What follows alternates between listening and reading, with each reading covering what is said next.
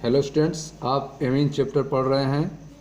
पिछले वीडियो में हमने एमीन बनाने की विधि के बारे में बताया था। इस वीडियो में हम आपको एमीन के भौतिक गुण के बारे में चर्चा करेंगे। तो आइए देखते हैं एमीन के भौतिक गुण के बारे में। एमीन का भौतिक गुण क्या होता है, तो ध्यान से आप समझें एमीन के भौतिक गुण के बारे में। निम्नतर एलिफैटिक एमीन मत्स्य गंध वाली गैसें हैं। तो आप देख रहे हैं कि जो निम्नतर एलिफैटिक एमीन हैं, जो कम कार्बन संख्या वाले एलिफैटिक एमीन हैं, वे मत्स्य गंध वाली गैसें हैं। ठीक है, उनमें कैसी गंध आती है? मछली की गंध आती है। ठीक है, तो निम्नतर एलिफैटिक एमीन मछली की गंध वाली गैसें हैं। 3 अथवा अधिक कार्बन परमाणुओं वाली प्राथमिक एमीन द्रव तथा इससे उच्चतर एमीन ठोस हैं। ठीक है, तो 3 कार्बन अथवा 3 से अधिक कार्बन वाली जो प्राथमिक एमीन होती है वो किस रूप में होती है? द्रव रूप में होती है, और उससे उच्चतर एमीन ठोस रूप में पाए जाते हैं। ठीक है, तो निम्नतर जो एलिफैटिक एमीन है वह मत्स्य गंध वाली गैसें होती हैं, मछली के गंध जैसी गैसें होती हैं। 3 अथवा अधिक कार्बन परमाणु वाली प्राथमिक एमीन द्रव के रूप में होती हैं, और इससे उच्चतर एमीन ठोस के रूप में होती है। ठीक है, तो ये किसके बारे में आपको बताया जा रहा है? एलिफैटिक एमीन के बारे में। आइए एरोमेटिक एमीन को देखते हैं, जैसे एनिलीन तथा अन्य एरिल एमीन प्राय रंगहीन होती हैं। ठीक है, तो एनिलीन जो है आपका एरोमेटिक एमीन है, या इसके अलावा जो अन्य एरिल एमीन है वे कैसी होती हैं? रंगहीन होती हैं, परंतु भंडारण के दौरान वातावरण द्वारा ऑक्सीकरण होने से रंगीन हो जाती हैं। ठीक है, तो जो एरिल एमीन होती हैं वह कैसी होती हैं? रंगहीन होती हैं, लेकिन जब इनका भंडारण करते हैं, इनको कहीं पर रखे रहते हैं, तो इनका वातावरण के द्वारा ऑक्सीकरण हो जाता है, जिससे यह क्या हो जाती हैं? रंगीन हो जाती हैं। ठीक है, निम्नतर एलिफैटिक एमीन जल में विलेय होती हैं। ध्यान से देखें विलेयता के बारे में। जो निम्नतर एलिफैटिक एमीन होती हैं वे जल में क्या हैं? विलेय होती हैं, जल में घुल जाती हैं। क्यों घुल जाती हैं? क्योंकि वह जल के अणुओं के साथ हाइड्रोजन आबंध बना सकती हैं।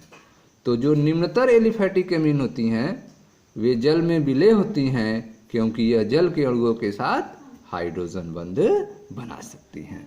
हालांकि अणुभार में वृद्धि के साथ, जैसे जैसे अणुभार बढ़ेगा, अणुभार में वृद्धि के साथ जल विरागी एल्किल भाग बढ़ जाता है। ठीक है, अणुभार में वृद्धि के साथ क्या होता है? जल विरागी हाइड्रोफिलिक एल्किल भाग बढ़ जाता है, अतः जल में विलेयता घटती है। तो जैसे जैसे अणुभार में वृद्धि होगी, जल विरागी एल्किल भाग बढ़ेगा, जिससे जल में विलेयता क्या होगी? घटती जाती है। उच्चतर एमीन जल में आवश्यक रूप से अविलेय होते हैं। तो जो उच्चतर एमीन होंगे वे जल में क्या होंगे? अविलेय होंगे, वे जल में नहीं घुलेंगे। ठीक है, एमीन की नाइट्रोजन और एल्कोहल की ऑक्सीजन की विद्युत ऋणात्मकता क्रमशः 3 और 3.5 मानने पर। ठीक है, तो एमीन के अंदर जो नाइट्रोजन होता है और एल्कोहल के अंदर जो ऑक्सीजन होता है, उसकी विद्युत ऋणात्मकता जो है 3 और 3.5 मानने पर आप एमीन और एल्कोहल की जल में विलेयता के पैटर्न की प्रयुक्ति कर सकते हैं कि एमीन और एल्कोहल की जल में विलेयता का क्या पैटर्न होगा, इसके बारे में आप जानकारी ले सकते हैं, अंदाजा लगा सकते हैं। तो आप देख रहे हैं कि नाइट्रोजन का जो विद्युत ऋणात्मकता माना गया है वो 3, और ऑक्सीजन का माना गया है जो एल्कोहल में कितना है? 3.5। तो ऑक्सीजन की विद्युत ऋणात्मकता अधिक है, अर्थात एल्कोहल की विद्युत ऋणात्मकता अधिक है। तो एमीन की तुलना में जो एल्कोहल होगा वह जल में ज़्यादा घुलनशील होगा, क्योंकि वह ज़्यादा हाइड्रोजन बंध बनाएगा। ठीक है, ब्यूटेन 1 और ब्यूटेन 1 एमीन में कौन जल में अधिक विलेय होगा और क्यों? तो ब्यूटेन 1 एक एल्कोहल है और ब्यूटेन 1 एमीन क्या है? एक एमीन है। तो इसमें से जो ब्यूटेन वनॉल होगा वह ज़्यादा जल में विलय होगा। क्यों? क्योंकि इसमें ऑक्सीजन की विरलता अधिक होगी और ज़्यादा यह ध्रुवीय होगा, जिससे यह हाइड्रोजन बंध ज़्यादा बनाएगा। ठीक है, जल के साथ ज़्यादा बंध बनाएगा, इसलिए ब्यूटेन वनॉल जल में घुलनशील होगा और ब्यूटेन वन अमीन उससे कम घुलनशील होगा। ठीक है, एमीन कार्बनिक विलायकों जैसे अल्कोहल, ईथर, बेंजीन में विलय होती हैं। तो एमीन जो है वह कार्बनिक विलायकों में विलय होती हैं। अल्कोहल, ईथर या बेंजीन में आप बोलेंगे तो आसानी से खुल जाएंगे। ठीक है, आपको याद होगा कि अल्कोहल एमीन की तुलना में अधिक ध्रुवीय होते हैं। जो अल्कोहल होते हैं वे एमीन की तुलना में क्या होते हैं? अधिक ध्रुवीय होते हैं। ठीक है, तथा एमीन की तुलना में प्रबल अंतरा आणविक हाइड्रोजन आबंध बनाते हैं। ठीक है, तो अल्कोहल जो है वह एमीन की तुलना में अधिक ध्रुवीय हैं और एमीन की तुलना में यह प्रबल अंतरा आणविक हाइड्रोजन बंध बनाते हैं। ठीक है, इसलिए अल्कोहल जो है जल में ज़्यादा घुलनशील होते हैं और एमीन कम घुलनशील होते हैं, क्योंकि अल्कोहल जो होते हैं वे अधिक ध्रुवित होते हैं एमीन की तुलना में। ठीक है, अल्कोहल के अंदर प्रबल अंतरा आणविक हाइड्रोजन बंध पाया जाता है। देखा ध्यान से, प्राथमिक और द्वितीयक एमीन में एक अणु का नाइट्रोजन परमाणु दूसरे अणु के हाइड्रोजन परमाणु से आबंधित होने के कारण इनमें अंतरा आणविक संगठन होता है। ठीक है, तो आप देख रहे हैं कि जो प्राथमिक और द्वितीयक एमीन है, प्राथमिक और द्वितीयक एमीन में एक अणु का नाइट्रोजन परमाणु, प्राथमिक और द्वितीयक एमीन में क्या होता है? एक अणु का जो नाइट्रोजन परमाणु है वह दूसरे अणु के हाइड्रोजन परमाणु से आबंधित हो जाता है। ठीक है, उनके साथ क्या कर लेता है? बंध बना लेता है। प्राथमिक और द्वितीयक एमीन में एक अणु का नाइट्रोजन परमाणु दूसरे अणु के हाइड्रोजन परमाणु से आबंधित होने के कारण इनमें अंतरा आणविक संगठन होता है। यह अंतरा आणविक संगठन प्राथमिक एमीनों में द्वितीयक एमीनों की तुलना में हाइड्रोजन आबंधन के लिए 2 हाइड्रोजन परमाणु की उपलब्धता के कारण अधिक होता है। तो अंतरा आणविक जो संगठन है वह प्राथमिक एमीन में अधिक होता है द्वितीयक एमीन की तुलना में। क्यों?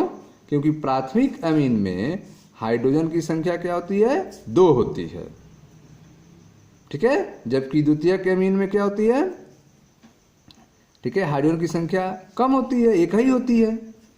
ठीक है, इसलिए प्राथमिक एमीन में हाइड्रोजन आबंधन के लिए हाइड्रोजन की संख्या ज़्यादा होने के कारण, ठीक है, यह जो है अंतरा आणविक बंध बनाता है। तो यह अंतरा आणविक संगठन प्राथमिक एमीनों में द्वितीयक एमीनों की तुलना में हाइड्रोजन आबंधन के लिए 2 हाइड्रोजन परमाणु की उपलब्धता के कारण अधिक होता है। ठीक है, तृतीयक एमीन में जो तृतीयक एमीन होते हैं उनके पास तो हाइड्रोजन होता नहीं है। तृतीयक एमीन में नाइट्रोजन, देखें ध्यान से, तृतीयक एमीन में नाइट्रोजन पर हाइड्रोजन अणुओं के अभाव के कारण अंतरा आणविक संगठन नहीं होता है। ठीक है, तृतीयक जो एमीन होते हैं उनका जो नाइट्रोजन है उसके पास हाइड्रोजन नहीं होता है। ठीक है, हाइड्रोजन अणु का अभाव होता है जिसके कारण इसमें अंतरा आणविक संगठन नहीं होता है। ठीक है, अतः समावयी एमीनों के क्वथनांक का क्रम निम्नलिखित है। जो समावयी एमीन हैं उनके क्वथनांक का क्रम क्या होगा? तो प्राथमिक ग्रेटर देन द्वितीयक ग्रेटर देन तृतीयक, यह क्वथनांकों का क्रम है। जो प्राथमिक एमीन होंगे उनका क्वथनांक ज़्यादा होगा, उसके बाद द्वितीयक एमीन, उसके बाद तृतीयक एमीन। सबसे कम क्वथनांक किसका होगा? तृतीयक एमीन का होगा। ठीक है, और सबसे अधिक क्वथनांक किसका होगा? प्राथमिक एमीन का होगा। प्राथमिक एमीन में उपस्थित अंतरा आणविक हाइड्रोजन आबंधन को चित्र 13.2 में दर्शाया गया है। तो यह एक आप फिगर देख रहे हैं जिसमें प्राथमिक एमीन में उपस्थित अंतरा आणविक हाइड्रोजन बंध को दिखाया गया है। ठीक है, प्राथमिक एमीन RNH2, यह आपका RNH2 है, RNH2 RNH2 और RNH2। ठीक है। तो यह आप देख रहे हैं एक अणु है, दूसरा अणु, तीसरा अणु, चौथा अणु। तो नाइट्रोजन जो है वो हाइड्रोजन से बंध बनाया हुआ है, हाइड्रोजन बंध। यहाँ आप देख रहे हैं यह नाइट्रोजन इस हाइड्रोजन से हाइड्रोजन बंध बना, यह नाइट्रोजन इस हाइड्रोजन से हाइड्रोजन बंध बनाया हुआ है। तो इस तरह से प्राथमिक एमीन में नाइट्रोजन, एक अणु का नाइट्रोजन दूसरे अणु के हाइड्रोजन से हाइड्रोजन बंध बनाता है, जिससे इसका क्वथनांक बढ़ जाता है। ठीक है, देखें ध्यान से, यहाँ पे कुछ तुलना किया गया है क्वथनांकों का। लगभग